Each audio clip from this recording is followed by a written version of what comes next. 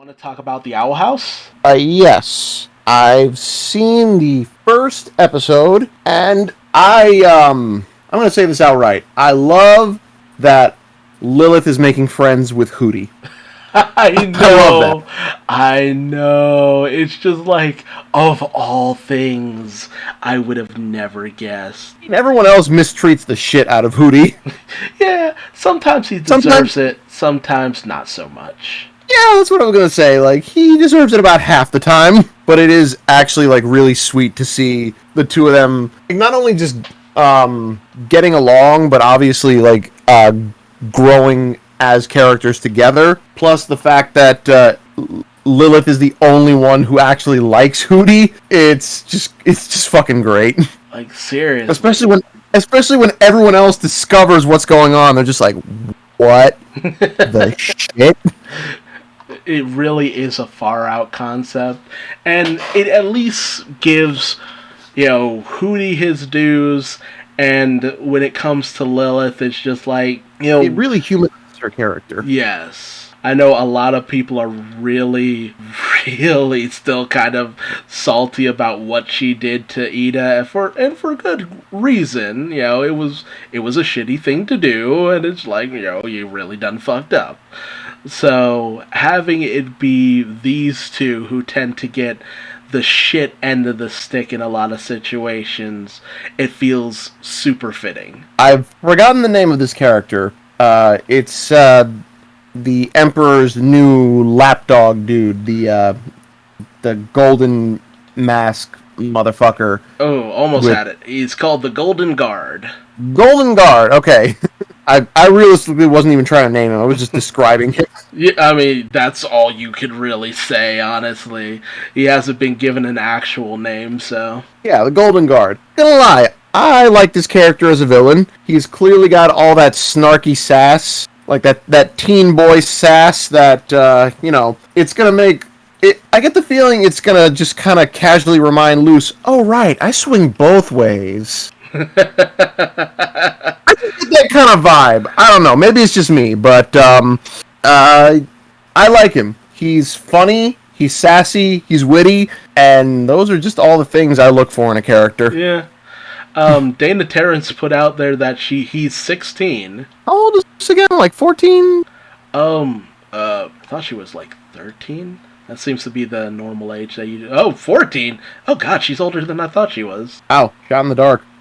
Damn, nice. Holy shit. I, honestly, because, between this and Amphibia, I'm like, oh, well, she has to be around the same age as, Anne. So, probably 13. Like, no, barely a year older. Fascinating. She must be... Luce might just be going into high school, whereas, Anne might be, like, in the middle of her last year of middle school? Yeah, she's 13 years old, so she's... at the end, going pretty much in the last year of high school, of middle school, and Luz has only just entered high school. Yeah. I love that Luce was able to just immediately gain the approval of a group of pirates. Right off the bat. Oh, man. Voiced by Steve Bloom. Explains it. But, yeah, she... honestly fits in perfectly, but pirates are the weirdo of the seas, so of course Luz fit in easily. True. Very, very true. But honestly, what I'm wondering is, what is it that Emperor Belos is doing? Because he's obviously preparing for something. You can tell that immediately from this first episode.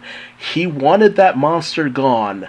But why? For what reason? It wasn't messing with anyone. It wasn't causing anyone any problems. There's something that the Emperor is after, because he just wanted the creature dead. I'm sure that'll be revealed to us at the later end of the season, but for now, the only thing I can seem to see as his final end goal is he just really seems to want to get into the human realm and just take it over because... Yo, that's some free real... I'm sorry, I have to start over and do that joke. He looked at the human realm and said, it's for I realized that as soon as I said that thought, I'm just like, wait. Let me do that over. Right. I'm actually surprised that no one's actively hunting down both Ida and Lilith. It might be because he doesn't perceive them as threats, or because they're not high on his priority list. Because the Golden Guard literally runs into Luce and Ida on the island where the Selkie Damas is, and he's just like, I ain't gonna catch you. It's just like, I don't need to. You're not really high on my list of priorities. Y'all can just leave. Do whatever the fuck you want. I don't much give a shit. I'm here to be sassy and that's it. Yeah, that's about it. Emperor Bellows has managed to reconstruct the door. You know, we saw that because of Lilith's spying spell, but you know, I feel like there was a bit of setup in the beginning of this episode because Luz still has the key to the door. So that at some point, I think Emperor Bellows will end up coming after her for that key. Probably. That's why he's working on fixing the door for now. Yeah, all that pretty simple stuff. I don't think there's anything else to really talk about. Yeah. Okay, I do want to say this. Just this one thing. I don't know if these characters have been introduced. Like through concept art or anything like that. Addie's parents, they're an interesting group. I think her dad needs a hug. I think her dad needs a hug, a nap, a vacation, and a divorce. A preview of her mother has been seen, but that's about it. So we'll talk about that at a later date. All right. Well, I do want to say at least that much, and you can edit that out if you want. That's fine. I'll say it again next week. Yeah, it's all good. Have you watched Loki at all? I have. Okay, so let's talk about Loki. Oh, yes. Let's talk about Loki indeed. That first episode, dude, that was enlightening, honestly. I mean, goddamn, the fact that the fact that he read the Time Authority, I can't remember what their fucking their acronym is. Time Variance Authority, the TVA. The TVA. The way he read the TVA and then how that eventually turns back to him at the end of the episode, it's just like, oof, Loki, I think you were projecting quite a bit. And the end of the episode just kind of confirms that. It's like, oh yeah, he was definitely projecting. Yeah. Although it's not every day you get to see your own death. And it's just like, that was hard. That's something I might want to avoid just a little bit. I mean, goddamn. I mean, for Loki, I think it seems to work because he's looked at how his life has played out and he just seems to think, I don't want to be like this. I hate what my life turned out to be. Can I do anything about that? Yeah. And you do have to wonder if he's not playing an angle or what, but at the same time, it's just like there's always that possibility that he might actually be sincere to a certain degree. So, imagine he really is sincere, but seeing as the main villain of this series is him, another divergent Loki, it's just like, not sure here. We're probably going to be skating that line for a good amount of the series. Yeah, well, it wouldn't be Loki otherwise. Of course not. But I'm really feeling this series. Owen Wilson kind of killed it. Really? You think so? Yeah, I thought he was pretty fun. I thought he was a pretty good character so far, and I'm interested because the thing about the way that Owen Wilson is... Sorry, when you said Owen Wilson killed it, I thought like you meant that in a negative connotation. My bad. Oh, no. No, the complete inverse of that. Because Owen Wilson is playing the part of someone who knows all of Loki's tricks just as much as Thor, but is willing to, try to work around them, do what he needs to do in order to subvert all of that. Like, it's a game of wits, and I'm interested to see who comes out on top in the end. I could tell I was gonna like Owen Wilson's character when he was first meeting Loki. The whole, I'm gonna burn this place to the ground. It's just like, oh, dude, with all the paperwork we gotta do, you got excellent Tinder.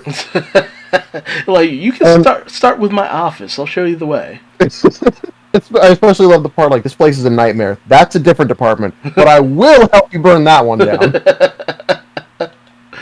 Oh, man. Like, that man knew what he was about, and he was about just cracking jokes. and matching wits with Loki. I am a liberator. Yeah, of eyeballs, maybe.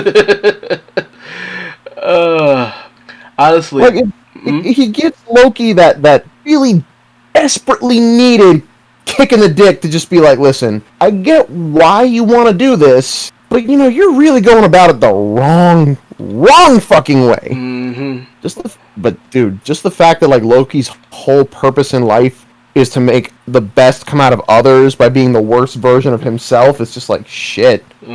That is a shit lot in life. You have been dealt a shit hand, my friend. I'm so sorry.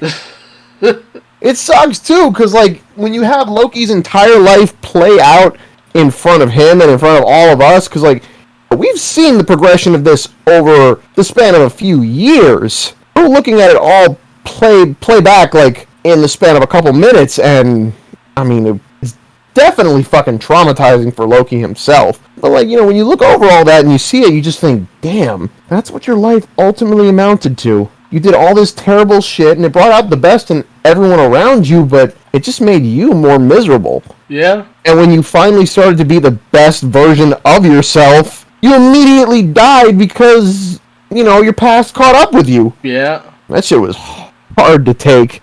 I could understand why at the end of it he was getting, like, really emotional, and then just starts fucking laughing. What's so funny? Glorious purpose. Like, he realizes what a joke his life has been up until this point. Before, it was completely unknown to him. Now it's just like, damn, there's the cosmic joke. My glorious purpose. Yeah, I mean, because nobody wants to see the end of their life and see that it amounts to not much of anything, but... Especially not what they pictured it would be. Yes.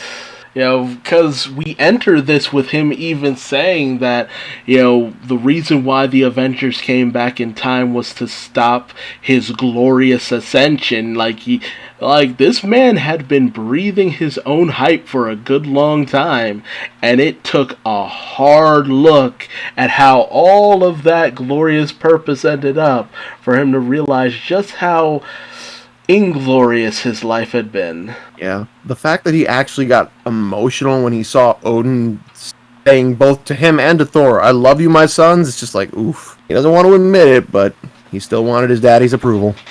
Oh, yeah. No, and that's what it's always been about. There's some form of approval, some form of, confirmation that he is good enough, that he, always has been good enough and always will be. And, that's the funny thing. There was never really anything for him to prove.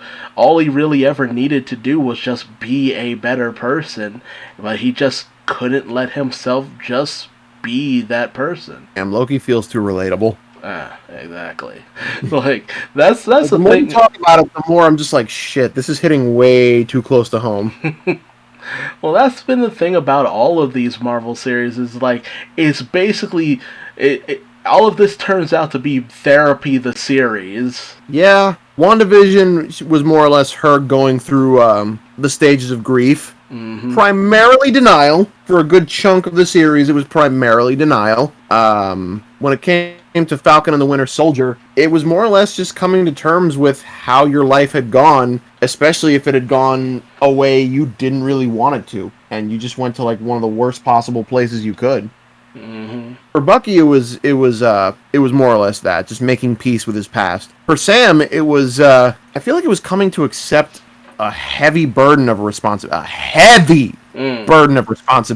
Like, the series made a very excellent point of demonstrating just how heavy the burden is, not just to be Captain America, but to be a black man being Captain America. Exactly. Like, god damn, when they pointed all that shit out, I just thought, fuck, you're so right, and I can't believe I never saw it that way. But then again, given my complexion, that makes perfect sense. And it's one of those things that you don't really process too often, but when it's really just pointed out there, you just have to recognize, oh, like, damn, is that really how it is? I do. Okay, everybody on fucking social media hates John Walker. The thing is, I like what purpose his character serves. Yes. He is the embodiment of what America has become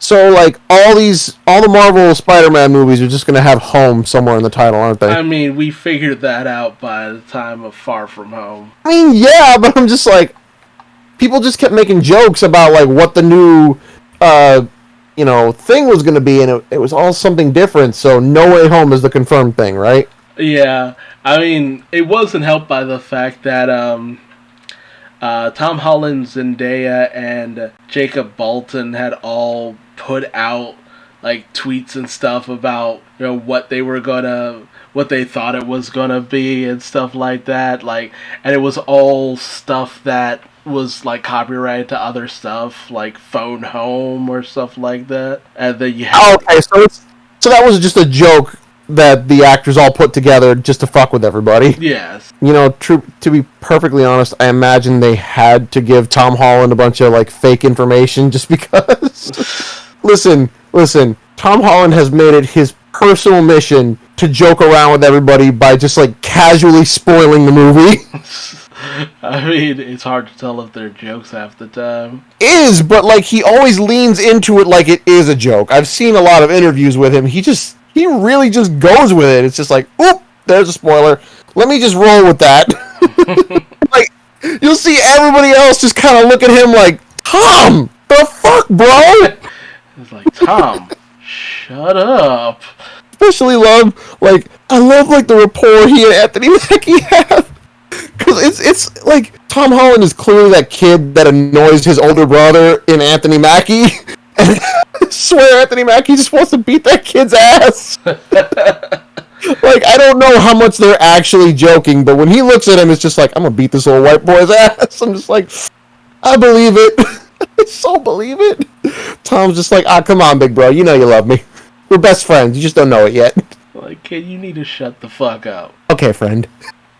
Yeah, I'm pretty sure they're just goofing around. I've seen plenty of promotional stuff with them just kind of hanging out for the most part, so it is all in good fun. Of course. But I think that was it. Anything else you wanted to say? No, I'm good. Audio. Alright, I want to thank everyone for stopping by on another episode of Talking 2D. We've had a very lengthy discussion, but if you've made it this far, you need to find better things to do with your life. Being said, thank you for listening to us ramble. Yes, exactly. That's all it was about. Love of the 2D, love of animation. It is a deep-seated obsession. But until next time, I've been Duuz-Diz-Din, and I've been with my co-host, the man with the iron giblets. and we will see you next time. Bye-bye. Please.